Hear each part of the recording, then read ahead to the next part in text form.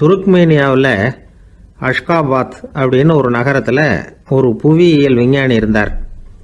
அவர் ஒரு நாய்க்குட்டி வளர்த்தார். ஒரு நாள் முன்னிரவு நேரம் ஒரு மேஜைக்கு முன்னாடி உட்காந்து அந்த விஞ்ஞானி ஏதோ கணக்கு போட்டுக்கிட்டு இருக்கிறார். அவருக்கு ஒரு சின்ன பெண் குழந்தை, அது தொட்டிலில் தூங்கிட்டு இருக்குது. அந்த நாய்க்குட்டியும் ஒரு மூலையில் படுத்து அது பாட்டுக்கு தூங்கிட்டு இருந்தது. ஒரே அமைதி.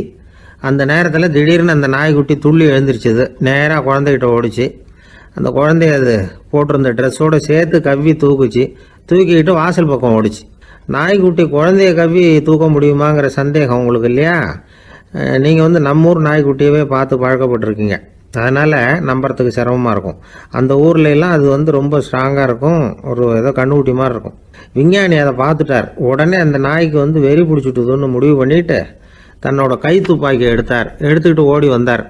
அவர் வெளியில் நாய்க்குட்டி எங்கே அப்படின்னு பார்த்து தேடுறார். அந்த நேரத்தில் அந்த வீடு இடிஞ்சு விழுது. காரணம் பூமி அதிர்ச்சி. இப்படி பூமி அதிர்ச்சி உண்டாக போகுதுங்கிறது அந்த நாய்க்குட்டிக்கு முன்னாடியே தெரிஞ்சு போச்சு. அதுதான் குழந்தைய தூக்கிட்டு வெளியில் ஓடி வந்திருக்குது. அது மூலமாக அந்த குடும்பத்தையே காப்பாற்றிருக்குது அந்த நாய்க்குட்டி. இந்த சம்பவம் நடக்கிறதுக்கு 3 நாளைக்கு முன்னாடியே சில பிராணிகளுக்கு இப்படி நடக்க போகுதுங்கிறது தெரிஞ்சிருக்குதான். ஆமாம், அந்த நகரத்தில் 3 நாளைக்கு முன்னாடியே பாம்பு, பல்லி இதெல்லாம் அது தங்கியிருந்த வலையை விட்டு வெளியில் ஓடி வந்துட்டுது. அதே மாதிரி அங்கே இருந்த புறாவெல்லாம் பறந்து போயிடுச்சான். இதே மாதிரி யுகோஸ்லோவியாவில் கூட ஒரு நகரம், அங்கே ஒரு நாள் ராத்திரி ஒரு மிருக காட்சி சாலையில் திடீர்னு ஒரு பெரிய கலவரம், கூச்சல், குழப்பம். அங்கே இருந்த கழுதை, புலி, யானை, பறவை எல்லாம் கண்ணாபின்னான்னு கத்த ஆரம்பிச்சுட்டுது. நீர் யானை அதுக்குன்னு போட்டிருந்த தடுப்பையே தாண்டி குதிச்சு வெளியில் வந்துட்டு தான். மறுநாள் தான் எல்லாருக்கும் விஷயம் புரிஞ்சுது. அடுத்த நாள் காலையில் அங்கே பூமி அதிர்ச்சி உண்டாயிட்டுது. இப்போ பாருங்க, அதாவது மனுஷனை போய் தீர்க்க தரிசி அது இதுன்னு சொல்லிட்டு இருக்கிறோம். இவனை விட அது பரவாயில்லைன்னு தோணுது. அதாவது மிருகங்கள் ஒன்று நடக்க போகுதுங்கிறத முன்னாடியே புரிஞ்சுக்குதே.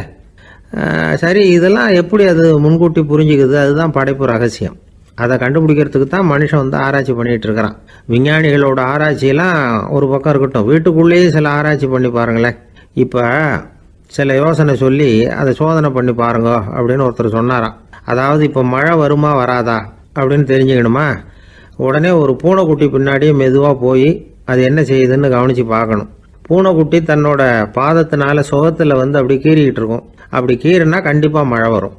சில சமயம் பூனைக்குட்டி அப்படி மல்லாந்து படுத்துக்கிட்டு பாதத்தை உயர தூக்கும், அப்படியும் புரளும். இப்படி செஞ்சதுன்னா அன்னைக்கும் மழை இருக்காது. அதனால் முன்னாடி இருந்தது மழை வர்றதுக்கு அறிகுறி, இது மழை இல்லைங்கிறதுக்கு அறிகுறி. பறவைகள், பிராணிகள் இதுகளோட நடவடிக்கைகளை பார்த்துட்டு அதையெல்லாம் அடிப்படையாக வச்சு தான் காலநிலையை கண்டுபிடிக்கிற கருவிகளை கண்டுபிடிச்சிருக்கிறாங்க. வாத்து இருக்குல்ல, சில சமயம் தன்னோட அழகை தன்னோட இறகுகளில் அப்படியே புதைச்சிக்கும். அப்படி செஞ்சால் குளிர்காலம் வரப்போகுதுன்னு அர்த்தம். பருவநிலை குளிராக மாறப்போகுதுங்கிறதுக்கு இதுதான் அறிகுறி. சிட்டுக்குருவி இருக்குதுல்ல, அதெல்லாம் புழுதியில் உழுந்து புரளும். சிறகுகளை படபடன்னு அடிச்சுக்கும். அப்படி செஞ்சால் மழை வரப்போகுதுன்னு அர்த்தம். ஒன்று மட்டும் நாம் நல்லா தெரிஞ்சுக்கணும். இயற்கையின் சீற்றம்னு சொல்கிறோம் இல்லையா, இயற்கை ஏன் நம்ம மேலே கோவப்படுது? இயற்கையை நாம் அனுசரித்து போகிறதில்ல, அதனால் கோவப்படுது. காடுகளை அழிக்கப்படாது, விலங்குகளை கொல்லப்படாது, இயற்கை ஏற்படுத்தி வச்சிருக்கிற சமநிலையை கெடுக்கப்படாது. அதை புரிஞ்சுக்கிட்டு வாழ்ந்தோம்னா பூமியும் நடுங்காது, நாமளும் நடுங்க வேண்டிய அவசியம் இருக்காது. ஒருத்தர் இருந்தார், சாராய கடைக்கு போனாராம். நிறைய சாப்பிட்டார். அப்புறம் சொன்னார், இது ரொம்ப அற்புதமான சரக்கு போல் இருக்குது. உள்ளே போன உடனே இந்த பூமியே நடுங்கிறது மாதிரி இருக்குது எனக்கு அப்படின்னாராம். இதுக்கு கடைக்காரர் சொல்லியிருக்கார், நீங்கள் சாப்பிட்டது வெறும் பச்சை தண்ணி தாங்க, இப்போ ஏற்பட்டிருக்கிறது நிஜம் பூமி அதிர்ச்சி அப்படின்னாராம். இந்த உலகத்தில் நாம் நல்லபடியாக இருக்கணும்னா அதுக்கு முக்கியமாக தேவைப்படுறது 2. ஒன்று செல்வம், இன்னொன்று அறிவு. சரி, இது 2ல் சிறந்தது எது அப்படின்னு ஒரு கேள்வி கேட்டால் என்ன பதில் சொல்கிறது? இதே கேள்வியை ஹஸ்ரத் அலி அவர்கள்கிட்ட கேட்டாங்களாம். அவர் ஒரு பெரிய அறிஞர். கேள்வி கேட்டவங்களும் சாதாரண ஆட்கள் இல்லை, இவங்களும் அறிஞர்கள். ஒரு நாள் ஹஸ்ரத் அலி அவர்கள்கிட்ட 10 அறிஞர்கள் வந்தாங்களாம். ஐயா, நாங்கள் 10 பேரும் உங்ககிட்ட ஒரே கேள்வியை தான் கேட்க வந்திருக்கிறோம். ஆனால் எங்கள் 10 பேருக்கும் நீங்கள் தனித்தனியாக பதில் சொல்ல முடியுமா அப்படின்னு கேட்டிருக்காங்க. அதாவது அவங்க ஒரே கேள்விக்கு இவர்கிட்ட இருந்து 10 விதமான பதில் எதிர்பார்க்குறாங்க. சரி கேளுங்க, என்ன கேள்வி அப்படின்னார் அவர். அப்போ தான் அவங்க கேட்டாங்களாம், செல்வம், அறிவு இது 2ல் சிறந்தது எது? இதுதான் கேள்வி. ஹஸ்ரத் அலி என்ன பண்ணார் தெரியுமா? அவங்கள ஒவ்வொருத்தராக கூப்பிட்டார். ஒவ்வொரு விதமான பதிலை சொல்லி அனுப்புனார். முதல்ல ஒருத்தர் கூப்பிட்டார், சொன்னார், அறிவுங்கிறது தீர்க்கதரிசிகள், ஞானிகள், மகான்கள் இவங்களோட பரம்பரை சொத்து. ஆனால் செல்வம்ங்கிறது கொடுங்கோலரின் ஆயுதம். அதனால் அறிவு தான் சிறந்தது அப்படின்னார். ரெண்டாவது ஆளை கூப்பிட்டார். உங்ககிட்ட செல்வம் இருந்தால் நீங்கள் தான் அதை காப்பாற்றணும். ஆனால் அறிவு உங்களை எப்பவும் காப்பாற்றும். ஆகவே அறிவு தான் சிறந்தது அப்படின்னார். மூணாவது ஆளை கூப்பிட்டார். செல்வந்தனுக்கு எப்போதும் விரோதிகள் அதிகம், ஆனால் அறிஞனுக்கு நண்பர்கள் அதிகம். அதனால் அறிவு தான் சிறந்ததுன்னார். அடுத்தவரை கூப்பிட்டார். செல்வம் அடுத்தவங்களுக்கு கொடுக்க கொடுக்க குறையும், ஆனால் கல்விங்கிறது அதிகரிச்சுக்கிட்டே வரும், கொடுக்கறதுனால குறையாது. அதனால் அறிவு தான் சிறந்ததுன்னார். இன்னொருத்தரை கூப்பிட்டார். அறிவுள்ளவன் எப்பவும் அதை அடுத்தவங்களுக்கு வாரி வழங்கிக்கிட்டே இருப்பான். அதனால் அவங்ககிட்ட தாராளத்தன்மை இருக்கும். ஆனால் செல்வந்தன்கிட்ட கஞ்சத்தனம் தான் இருக்கும். அதனால் அறிவு தான் சிறந்ததுன்னார். ஆறாவது நபரை கூப்பிட்டார். செல்வத்தை கள்வர்கள் திருடிட்டு போக முடியும், ஆனால் அறிவை அப்படி திருடிட்டு போக முடியாது அப்படின்னார். ஏழாவது நபரை கூப்பிட்டார். செல்வம் கால ஓட்டத்தில் அழிஞ்சிரும், ஆனால் அறிவை கால ஓட்டம் ஒன்றும் பண்ண முடியாது. ஆகவே அறிவே சிறந்ததுன்னார். எட்டாவது ஆளை கூப்பிட்டு சொன்னார், செல்வத்துக்கு எப்பவும் எல்லை உண்டு, நிறை உண்டு, அளவு உண்டு, கணக்கு உண்டு. ஆனால் அறிவுக்கு அப்படிப்பட்ட எல்லை எதுவும் கிடையாது. அதனால் அதுதான் சிறந்ததுன்னார். அடுத்தவனை கூப்பிட்டார். செல்வம் உள்ளத்தில் உள்ள ஒளியை போக்கிவிடும், இருட்டை உண்டாக்கிவிடும், விரிந்த மனப்பான்மையை குறுகலாக்கிவிடும். ஆனால் அறிவு அப்படி இல்லை, இருண்ட உள்ளத்தில் ஒளியை பாய்ச்சி அதை விசாலப்படுத்துது. அதுதான் சிறந்ததுன்னார். கடைசியாக 10வது நபரை கூப்பிட்டார். செல்வம் மனசில் செருக்கை உண்டாக்குது, ஆணவத்தை ஏற்படுத்துது. அதனால் நானே கடவுள்னு நினைக்கிற அளவுக்கு மனுஷனை தாழ்த்தி விடுது. ஆனால் அறிவு பணிவையும் பண்பாட்டையும் வளர்க்குது. அதனால் அறிவு தான் சிறந்ததுன்னார். ஆக இப்படி 10 பேருக்கும் 10 விதமாக பதில் சொன்னது மூலமாக ஹஸ்ரத் அலி அவர்கள் அறிவு தான் செல்வத்தை விட சிறந்தது அப்படிங்கிறதுக்கு 10 காரணங்களை சுட்டி காட்டியிருக்கார். அந்த அறிஞர் 10 பேர் கேட்ட ஒரே கேள்விக்கு 10 பதில் சொன்னார். நமக்கு வேண்டிய ஒருத்தர் 10 பேர் கேட்ட கேள்விக்கு ஒரே பதில் சொல்லி சமாளித்தார். கேள்வி என்ன தெரியுமா? என்கிட்ட வாங்கின கடனை எப்போயா திருப்பி கொடுக்க போகிற? இதுதான் அந்த 10 பேரும் கேட்ட ஒரே கேள்வி. இந்த மாதம் 26ஆம் தேதி தந்துடுறேன் அப்படிங்கிற ஒரே பதில் சொல்லி அவ்வளவு பேரையும் இவர் அனுப்பி வச்சுட்டாராம். எல்லாரும் போனதுக்கப்புறம் இவரை தனியாக கூப்பிட்டு கேட்டிருக்கிறாங்க. அது என்ன சார் கணக்கு, 26ஆம் தேதி அன்னைக்கு என்ன அதிசயம் நடக்க போகுது அப்படின்னு கேட்டிருக்காங்க. அதிசயம் அன்னைக்கு இல்லை, அதுக்கு முத நாளே நடக்க போகுதுன்னாராம். விவரமாக சொல்லுங்கன்னு இருக்காங்க. வேற ஒன்றும் இல்லைங்க, 26ஆம் தேதி தானே எல்லாரையும் வர சொல்லியிருக்கிறேன், அதுக்கு முத நாளே நான் புறப்பட்டு தலைமறைவாயிட போகிறேன் அப்படின்னாராம் ரொம்ப பெருமையாக. பக்தின்னு சொல்கிறோம் இல்லையா, அது 3 வகைப்படும் அப்படிங்கிறார் ஒரு பெரியவர். அது என்ன 3 வகைன்னா, தெய்வ பக்தி, அடியார்கள் பக்தி, குரு பக்தி. அடியார் பக்தியை விட தெய்வ பக்தியை விட குரு பக்தி தான் ரொம்பவும் சிறந்ததுங்கிறார் அவர். தெய்வத்துக்கிட்ட செஞ்ச பாவம் குருநாதர்கிட்ட தீர்ந்துருமா, குருநாதர்கிட்ட செஞ்ச பாவம் தெய்வத்துக்கிட்ட போனாலும் தீராதான். இப்படி பெரியவங்களாம் சொல்லி வச்சிருக்கிறாங்க. ஒரு காடு, அங்கே அயோத தௌமியர் அப்படின்னு ஒரு தபோதனர், அவர் பல மாணவர்களை ஒன்றா சேர்த்து ஒரு குருகுலம் நடத்திக்கிட்டு இருக்கிறார். பல தரப்பட்டவங்க பல திறப்பட்டவங்க மாணவர்கள் அதில் சேர்ந்து படிச்சுக்கிட்டு இருக்கிறாங்க. பாஞ்சால ராஜகுமாரன் ஒருத்தனும் அந்த குருகுலத்தில் சேர்ந்து படிச்சுக்கிட்டு இருக்கிறான். அவன் பேர் ஆருணி. பெரிய இடத்து புள்ள, இருந்தாலும் படுப்பில் ரொம்ப கெட்டிக்காரனாக இருந்தான். அவன் தான் அங்கே முதல் மாணவன். ஒரு நாள் குருநாதர் அந்த அரசகுமாரனை கூப்பிட்டார். நம்ம குருகுலத்துக்கு சொந்தமான வயலில் தண்ணீர் பெருகி வெள்ளம் பயிரை அழிக்குதான், அதனால் நீ போய் மடையை அடைச்சிட்டு வந்துடும் அப்படின்னார். அந்த அரசகுமாரன் உடனே புறப்பட்டான். குருநாதர் சொல்லிட்டார்ல, உடனே புறப்பட்டான்.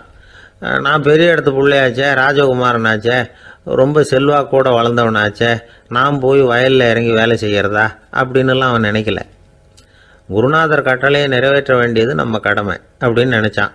உடனே ஒரு மண்வெட்டியை தூக்கி தோளில் வச்சுக்கிட்டு புறப்பட்டு போயிட்டான். வயலுக்கு போனான். பார்த்தான், தண்ணி கரையை உடச்சிக்கிட்டு வயலுக்குள்ளே ஏகமாக பாஞ்சிக்கிட்டு இருக்குது.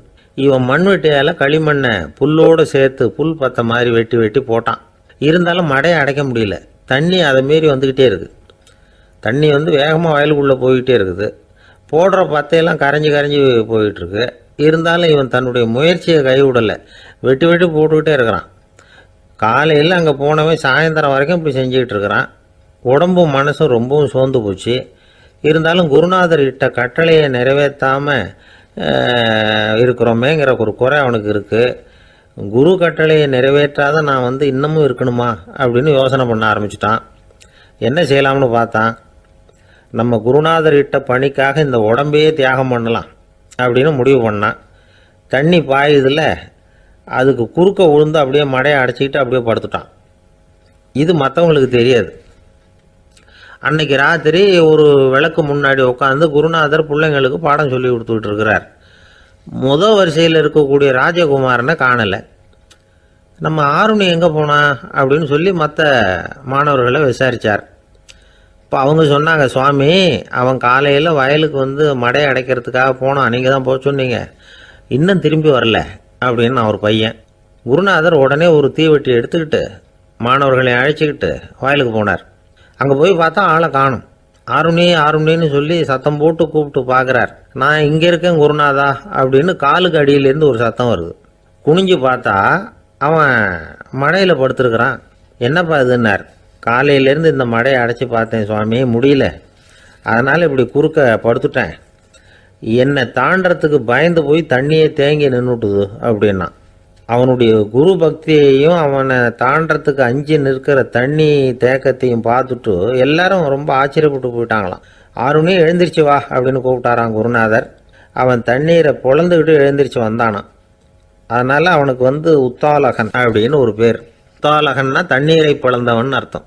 அந்த உத்தாலகன் மாதிரி இந்த காலத்து மாணவர்களுக்கும் குரு பக்தி வேணும் அப்படின்னு சொன்னோம் ஒரு பள்ளிக்கூடத்தில். உடனே நிறைய மாணவர்கள் எழுந்திரிச்சு நின்னாங்க. சார், நீங்கள் எங்களை இன்னமும் சரியாக புரிஞ்சுக்கலன்னு நினைக்கிறோம். அன்னைக்காவது ஒருத்தன் அப்படி இருந்தான், இன்னைக்கு ஏகப்பட்ட உத்தாலகர்கள் இருக்கிறோம். எங்கள் வாத்தியார் கட்டளை இட்டா இப்போவே அது மாதிரி வயலுக்கு போய் மடையில் குறுக்கப்படுத்துக்கிறதுக்கு இந்த வகுப்பில் உள்ள அத்தனை பேரும் தயாராக இருக்கிறோம் அப்படின்னாங்க. அப்படியா அப்படின்னு சொல்லி கேட்டோம் ரொம்ப சந்தோஷமாக. ஒருத்தன் ரொம்ப அடக்கமாக எழுந்திரிச்சான். அப்புறம் சொன்னான், ஆமாம் சார், வகுப்பில் இவர் நடத்துகிற பாடத்தை கேட்டுக்கிட்டு இருக்கிறத விட பேசாமல் போய் மடையில் படுத்துடுறது ஒன்றும் கஷ்டமான காரியமாக இருக்காது, அதனால தான் எல்லாரும் அங்கே போகிறேன்னு சொல்கிறோம் அப்படிங்கிறான்.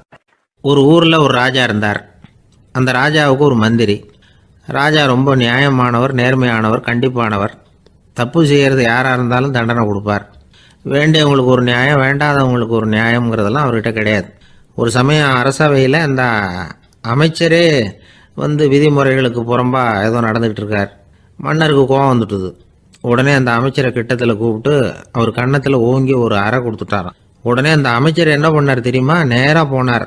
அங்கே நின்றுக்கிட்டு இருந்த இன்னொருத்தர் கன்னத்தில் ஓங்கி அரைஞ்சார். அறை வாங்கினவர் திகைச்சு போயிட்டார். இவர் ஏன் நம்மளை அரைகிறார் அப்படின்னு யோசனை பண்ணார். மன்னரும் திகைச்சு போயிட்டார். நாம இவரை அரைஞ்சா அதுக்காக இவர் போய் இன்னொருத்தர் அரையணுமா அப்படின்னு யோசனை பண்ணார். இவருக்கு என்ன பைத்தியமானு கூட நினைக்க ஆரம்பிச்சுட்டார். ஆனால் என்ன ஆச்சுன்னா, அப்புறம் அமைச்சர் அவர் கவனிச்சுக்கிட்டு இருந்தாரா, அவர் இன்னொருத்தர் அரைஞ்சார் இல்லையா, அந்த அறை வாங்கின ஆசாமியை பார்த்து கத்திக்கிட்டு இருந்தார். யார்? அமைச்சர். ஏன்பா என்கிட்ட அறையை வாங்கிக்கிட்டு இப்படி விவரம் இல்லாமல் நின்றுக்கிட்டு இருக்கிறிய, நான் உனக்கு கொடுத்ததை நீ வேற யாருக்கிட்டையாவது கொடுத்துரு அப்படின்னார். உடனே அந்த ஆள் பார்த்தான். தனக்கு அடுத்தபடியாக நின்றுக்கிட்டு இருந்தவனை ஓங்கி ஒரு அறை அரைஞ்சான். அவன் கண்ணத்தை தடவிட்டே யோசனை பண்ணான். இது ஏதோ புரிஞ்சுக்கிட்ட மாதிரி அடுத்தாப்புல நின்றுக்கிட்டு இருந்தவனை அரைஞ்சான். இப்படி இந்த அறை மாறி மாறி போய்கிட்டே இருக்குது. ஊரு பூரா பிரயாணம் பண்ண ஆரம்பிச்சுட்டுது. அன்னைக்கு ராத்திரி அந்த ராஜா படுக்கிறதுக்காக போனார்.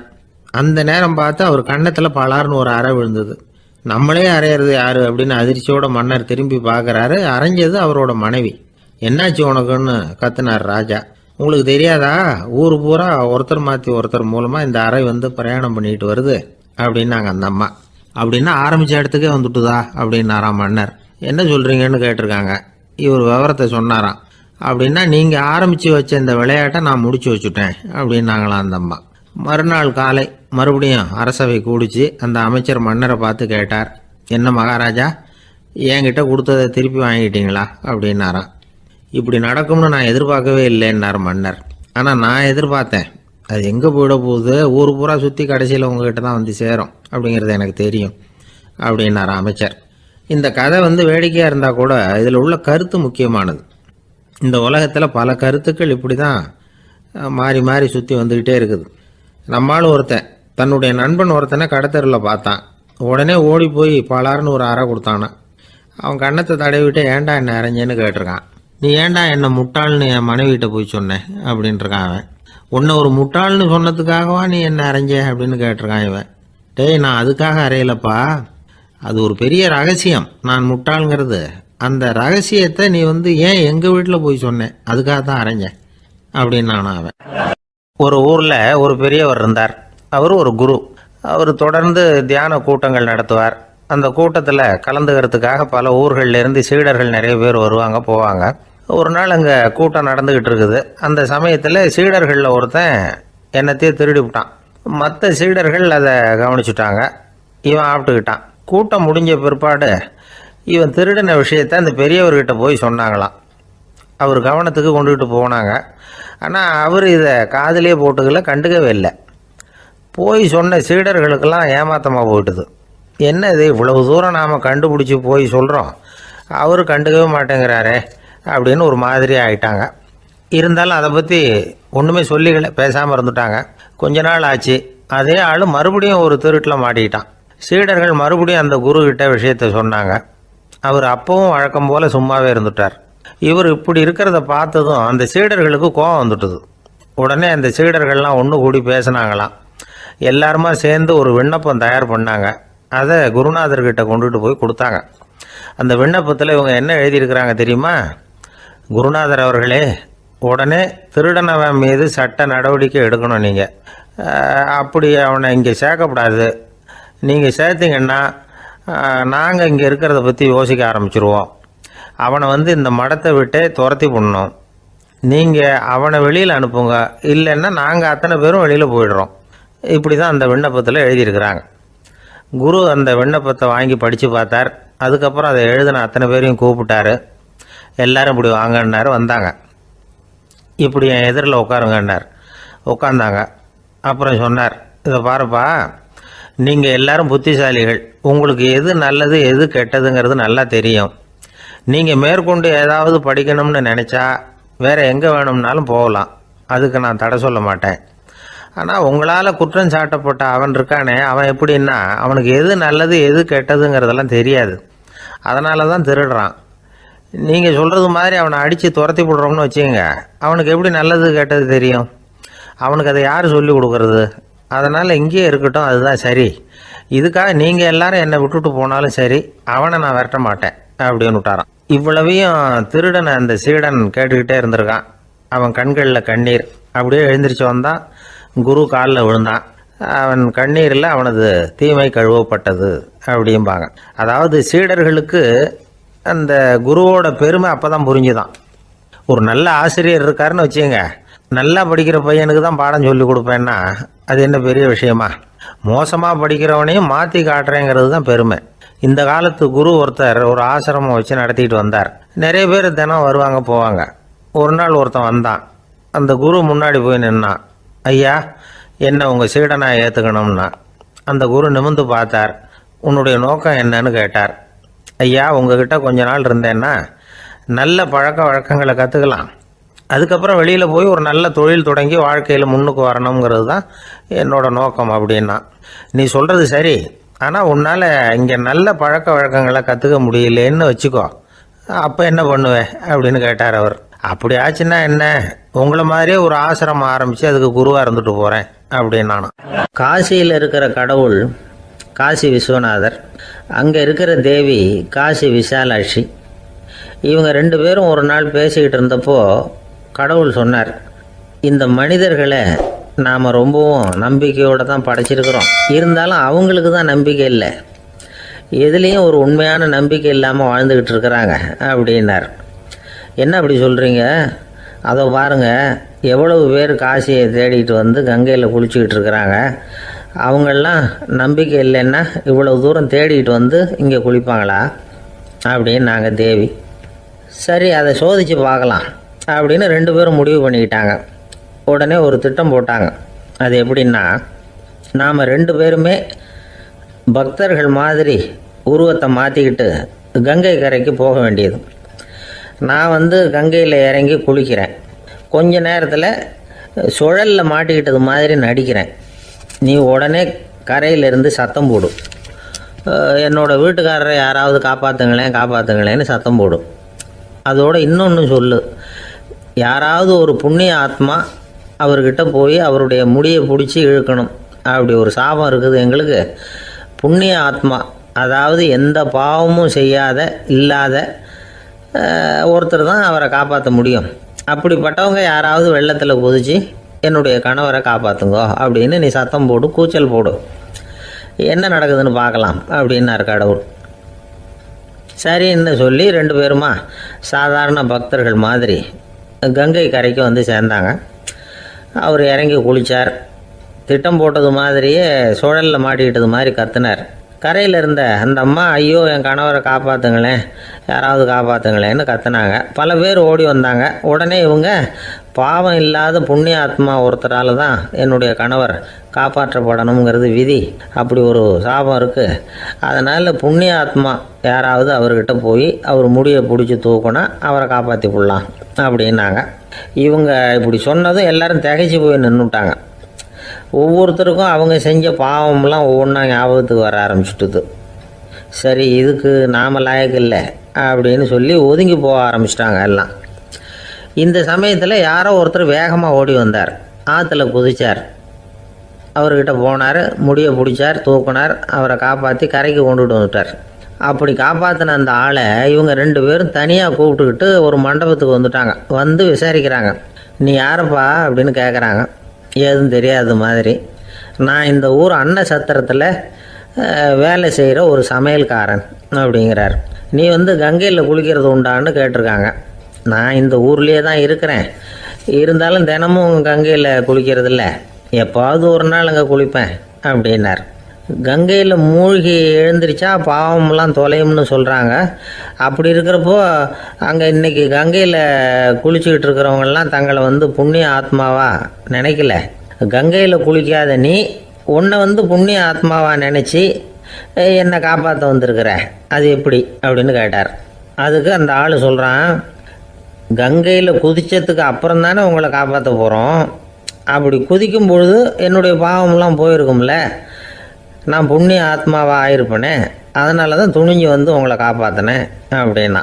கடவுளும் தேவியும் அவனுக்கு வந்து காட்சி கொடுத்தாங்களாம். இப்படி ஒரு கதை உண்டு. அதாவது கங்கையில் குளிச்சுக்கிட்டு இருக்கிறவங்களுக்கே தங்களுடைய பாவம் போகுங்கிற நம்பிக்கை பரிபூர்ணமாக இல்லை. குளிக்காத ஒருத்தனுக்கு அந்த நம்பிக்கை இருந்தது. அதனால் அவனால் கடவுளை பார்க்க முடிஞ்சது. கடவுளை வந்து நாமளும் பார்க்க முடியுமா முடியாதா அப்படிங்கிற குழப்பம்லாம் நமக்கு வேண்டியதில்லை. நம்பிக்கையோடு வாழணுங்கிற உண்மையை மட்டும் இந்த கதையிலேருந்து புரிஞ்சுக்கிட்டால் போதும். ஏன்னா இந்த கதையை கேட்டுட்டு ஒரு நண்பன் குதர்க்கமாக ஒரு கேள்வி கேட்டான். ஏன் சார், கங்கையில் குளித்தா பாவம் போயிடும்னு சொல்கிறீங்களே, நான் எனக்கு வேண்டாத ஒருத்தனை அழைச்சிட்டு போய் கங்கையிலேயே தள்ளி விட்டுட்டு அதுக்கப்புறம் அங்கேயே முழுக்க போட்டுட்டு நான் செஞ்ச பாவத்தை வந்து அதுலேயே கழுவி விட்டுட்டு மறுபடியும் உங்ககிட்ட வந்துடுறேன்னு வச்சுக்கோங்க, நீங்கள் என்னை வந்து புண்ணிய ஆத்மான்னு ஏற்றுக்குவீங்களா அப்படிங்கிறான். ஆள் கொஞ்சம் அசந்தான் நம்மளே அங்கே அழைச்சிட்டு போனாலும் போயிடுவான். ஒருத்தன் வேகமாக ஓடி வந்தான். ஏப்பா அப்படி தலை தெறிக்க ஓடி வர்றேன்னு கேட்டேன். பின்னாடி துரத்திக்கிட்டு வருது சார் அப்படின்னா. ஏதாவது நாய் துரத்திக்கிட்டு வருது போல இருக்கு அப்படின்னு நினச்சி அவனுக்கு பின்னாடி பார்க்குறேன். கண்ணு கேட்டின தூரம் வரைக்கும் எதுவுமே தெரியல.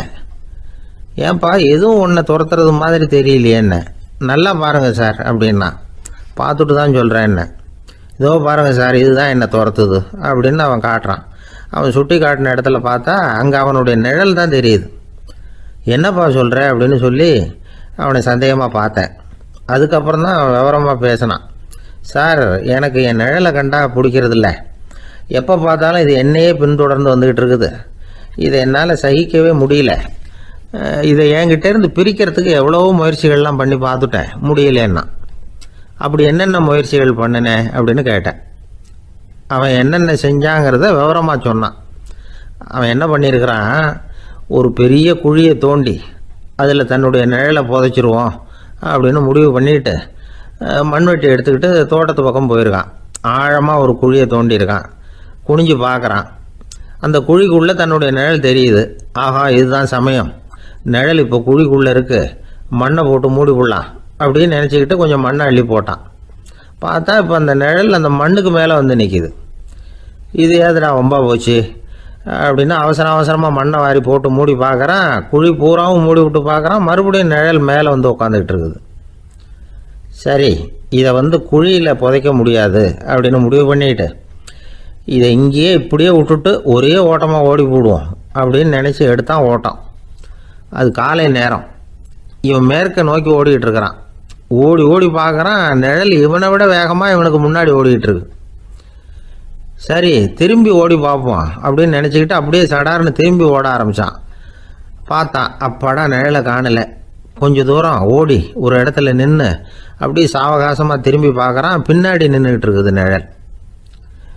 இப்படி ஓடி வந்து தான் இங்கே நம்ம முன்னாடி நின்று தன்னுடைய அவஸ்தையை சொல்லிகிட்டு இருக்கிறான். இந்த நிழலை துரத்துறது அல்லது வெட்டி விடுறது, இதுக்கு ஏதாவது வழி இருக்கா சொல்லுங்கள் சார் அப்படிங்கிறான். நமக்கு ஒன்றும் புரியல. அந்த நேரம் பார்த்து ஒரு பெரியவர் வந்தார். அவர்கிட்ட யோசனை கேட்டோம், என்ன செய்யலாம்னு. அவர் சொன்னார், இந்த பாருப்பா, நீ அங்கேயும் எங்கேயும் ஓடாத, அப்படியே கீழே படுத்துக்கொண்டார். அது நல்ல உச்சி வேலை. அவன் அப்படியே கீழே படுத்துக்கிட்டான். இப்போ அப்படி இப்படின்னு திரும்பி பார்க்குறான், நிழலை காணலை.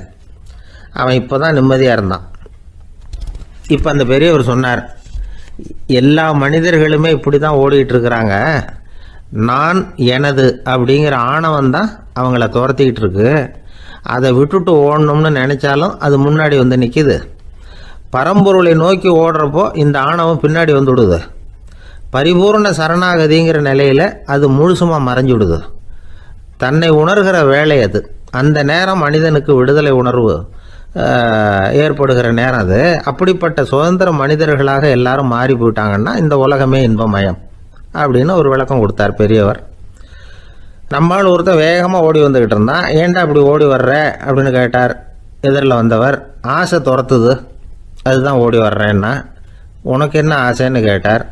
எனக்கு ஒன்றும் ஆசை இல்லைங்க, என்னை எப்படியாவது பிடிச்சுடணும்னு போலீஸ்காரங்களுக்கு ஆசை. அந்த ஆசை இப்போ என்னை துரத்தி பின்னாடி வந்துக்கிட்டு இருக்குது. அதுதான் தப்பிச்சு வந்துக்கிட்டு இருக்கிறேன். குறுக்க நிற்காதீங்க சார், வழியை விடுங்க அப்படின்னு சொல்லிவிட்டு வேகமாக ஓடி மறைஞ்சான். ஒரு ஆள் இருந்தார். அவர் தன்னை ஒரு குருன்னு சொல்லிக்கிட்டார். மௌன குரு, வாயே திறக்கிறதில்ல. அவருக்கு 2 சீடர்கள் உண்டு. இவங்க தான் வர்றவங்க கிட்ட பேசுவாங்க, விளக்கம் கொடுப்பாங்க. ஒரு நாள் இந்த சீடர்கள் 2 பேரும் எங்கேயோ வெளியில் போயிட்டாங்க. அந்த நேரம் பார்த்து ஒருத்தர் அங்கே வந்தார். குருக்கிட்ட போனார். குருவே, புத்தர்னா என்னன்னு கேட்டார். குருவுக்கு ஒன்றும் புரியல. அவர் உண்மையான குருவாக இருந்தாவில் புரியும். அவர் திருன்னு முழிக்க ஆரம்பிச்சிட்டார். இந்த நேரம் பார்த்து இந்த சீடர்கள் எங்கேயோ போயிட்டாங்களே, என்ன பண்ணுறது, உதவிக்கு யாராவது கிடைக்க மாட்டாங்களா அப்படின்னு அப்படியே சுற்றி பார்க்குறார். அங்கங்கே பார்க்குறார். வந்தவர் இதை கவனித்தார். ஏதோ புரிஞ்சுக்கிட்ட ஒரு மாதிரி அடுத்த கேள்வி கேட்டார். தர்மம்னா என்ன சுவாமின்னார். குருவுக்கு ரொம்ப சங்கடமாக போச்சு. நம்ம நிலைமை இப்படி ஆகிட்டுதே, இக்கட்டில் மாட்டிக்கிட்டோமே அப்படின்னு நினச்சபடியே விட்டத்தை பார்த்தார். அப்புறம் குனிஞ்சு தரையை பார்த்தார். அப்படியே உட்காந்துக்கிட்டார். வந்தவர் உடனே அடுத்த கேள்விக்கு போயிட்டார். தியானம்னா என்ன சுவாமின்னார். பாவம் என்ன பண்ணுவார் அந்த குரு, பேசாமல் கண்ணை கெட்டியாக மூடிக்கிட்டார். இது ஏதுடா வம்பா போச்சுன்னு. இவர் இப்படி பண்ணால் கூட வந்தவர் சளைக்கலை. இன்னொரு கேள்வியும் கேட்டார். ஆசீர்வாதம்னா என்ன அப்படின்னார். இவர் பார்த்தார், இப்படியே போனால் இவர் கேள்வி கேட்குறத நிறுத்த மாட்டார் அப்படின்னு நினச்சிக்கிட்டு எனக்கு ஒன்றுமே தெரியாதுங்கிற பாவனையில் 2 கையையும் விரித்து காட்டினார்.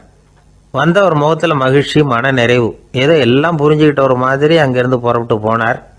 வழியில் அந்த குருவோட சீடர்கள் 2 பேரையும் சந்தித்தார். உங்கள் குருவை தான் பார்த்துட்டு வரேன்னார் இவர். என்ன நடந்ததுன்னு கேட்டாங்க. இவர் விவரமாக சொல்கிறார். உங்கள் குரு எவ்வளவு பெரிய ஞானி தெரியுமா? புத்தர்னா என்னன்னு கேட்டேன். அதுக்கு அவர் அப்படியும் இப்படியும் பார்த்தார். அதுக்கு என்ன அர்த்தம் தெரியுமா? மக்கள் புத்தரை அங்கேயும் இங்கேயும் தேடுறாங்க. உண்மையில் அவர் அங்கேயும் இங்கேயும் தேடி கண்டுபிடிக்க முடியாது அப்படிங்கிறத அவர் செய்கை மூலம் உணர்த்தினார். அதுக்கப்புறம் தர்மம்னா என்னன்னு கேட்டேன். அவர் மேலேயும் கீழையும் பார்த்து தர்மம் சமமானது, அதில் உயர்வு தாழ்வு இல்லைங்கிறத உணர்த்தினார். அதுக்கப்புறம் தியானம்னா என்னன்னு கேட்டேன். கண்ணை மூடிக்கிட்டார். கண்ணை மூடி காணுகிற அற்புதம் அது அப்படிங்கிறத புரிஞ்சுக்கிட்டேன். கடைசியாக ஆசீர்வதிக்கப்படுறது பற்றி கேட்டேன். கைகளை நீட்டி உதவுறது தான் அது அப்படிங்கிறத தன்னுடைய இருகை விரித்து உணர்த்தினார். எவ்வளோ பெரிய மகான் அவர் அப்படின்னு சொல்லிவிட்டு அவர் பாட்டு போயிட்டார். சீடர்கள் அதுக்கப்புறம் மெதுவாக குருக்கிட்ட சேர்ந்தாங்க. அவங்கள பார்த்ததும் குருவுக்கு கோபம் வந்துட்டுது. அடே பாவிகளா, எங்கடா போய் தொலைஞ்சிங்க, நான் ஒரு ஆளுகிட்ட மாட்டிக்கிட்டு என்ன பாடுபட்டிருக்கேன் தெரியுமான்னார். இது மாதிரி தான் நாம் சாதாரண மனிதர்களின் புற வேடங்களிலேயே மயங்கி போயிடுறோம். அவங்க பேச்சு, செய்கை, பார்வை இதிலெல்லாம் ஏதோ பெரிய தத்துவம் இருக்கிறதாக நினச்சிக்கிறோம். உண்மையிலேயே அந்த தத்துவங்கள் யாருக்கு சொந்தம்? அவங்களுக்கு இல்லை, நமக்கு தான் சொந்தம். நாம் தானே அதை கற்பிச்சுக்கிட்டோம். நம்மை நாம் அடையாளம் கண்டுக்கிறது இல்லை, நாம் யாருங்கிறது நமக்கு புரியறதில்ல. அதுதான் இன்றைக்கி நடக்கிறது. அதனால தான் அடுத்தவங்களை தேடி ஓடிக்கிட்டு இருக்கிறோம். சில வீடுகளில் கூட இது மாதிரி சைகைகள் உண்டு. சில குடும்ப தலைவர்கள் தினமும் காலையில் கண்ணை கெட்டியாக மூடிக்கிட்டு கை ரெண்டையும் சுத்தமாக விரித்து வச்சுக்கிட்டே உட்காந்து தியானம் பண்ணுறது வழக்கம். எதுக்காக அப்படி பண்ணுறீங்கன்னு ஒருத்தரை பார்த்து கேட்டேன். இந்த மாதம் வாங்கின சம்பளம் பூரா தீர்ந்து போச்சு, இனிமேல் என் கையில் சுத்தமாக ஒன்றும் இல்லை, புதுசாக எதுவும் செலவு வச்சுடாதே அப்படிங்கிறத